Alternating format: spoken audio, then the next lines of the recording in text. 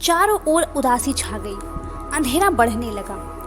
किसी ने अपने घर में आज डिबरी भी नहीं जलाई थी।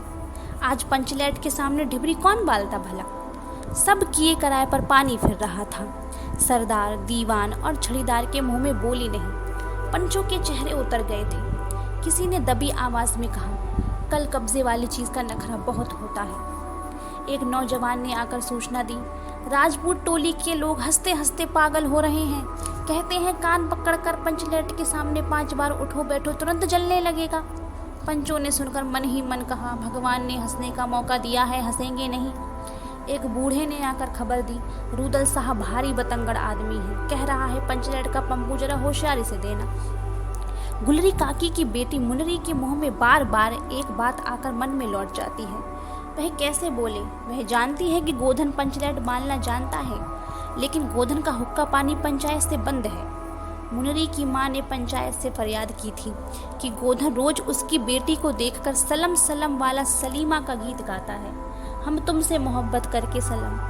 पंचों की निगाह पर गोधन बहुत दिनों से चढ़ा हुआ था। दूसरे गांव से आकर बसा है गोधन, और अब तक टोले के पंचों को पान सुपारी खाने के लिए भी कुछ नहीं दिया।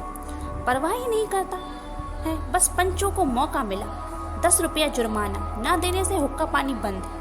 आज तक गोधन पंचायत से बाहर है, उससे कैसे कहा जाए, मुनरी उसका नाम कैसे ले, और उधर जाति का पानी उतर रहा है।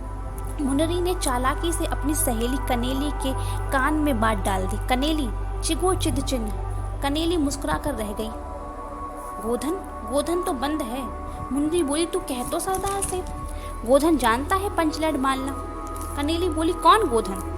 जानता है मालना, लेकिन सरदार ने दीवान की ओर देखा और दीवान ने पंचों की ओर। पंचों ने एक मत होकर हुक्का पानी बंद किया है। सलीमा का गीत गाकर आंख का इशारा मारने वाले गोधन से गांव भर के लोग नाराज थे। सरदार ने कहा, जाति की बंदिश क्या, जबकि जाति की इज्जत ही पानी में बही जा रही है। क्यों जी दीवान? दीवान ने कहा, ठीक है। पंचों ने एक स्वर में कहा, ठीक है, गोधन को खोल दिया जाए। सरदार ने छड़ीदार को भेजा।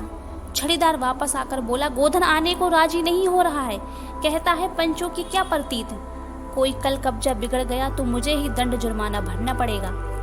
छड़ीदार ने रोनी सूरत बनाकर कहा, किसी तरह गोधन को राजी करवाइए, नहीं तो कल से गांव में मुंह दिखाना मुश्किल हो जाएगा।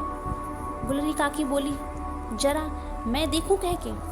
गुलरी काकी उठकर गोधन के झोपड़े की ओर गईं और गोधन को मना लाईं। सभी के चेहरों पर नई आशा की रोशनी चमकी।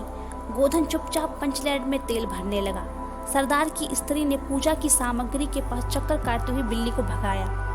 कीर्तन मंडली का मूल ज्ञान मूर्छल के बालों को संवारने लगा। गोधन ने पूछा, स्पिरिट कहाँ है?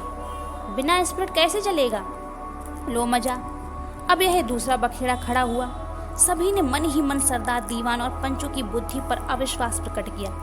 बिना बूझे समझे काम करते हैं ये लोग। उपस्थित जनसमूह में फिर से मायूसी छा गई। लेकिन गोधन बड़ा होशियार लड़का है, बिना स्पिरिट ही जलाएगा पंचलैट।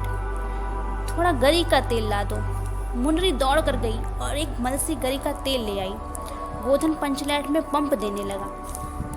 पंचलैट की रेशमी थैली में धीरे धीरे रोशनी आने लगी। गोधन कभी मुंह से फूंकता, कभी पंचलैट की चाबी घुमाता। थोड़ी देर के बाद पंचलैट से सनसनाहट की आवाज निकलने लगी और रोशनी बढ़ती गई। लोगों के दिल का मैल दूर हो गया। गोधन बड़ा काबिल लड़का है।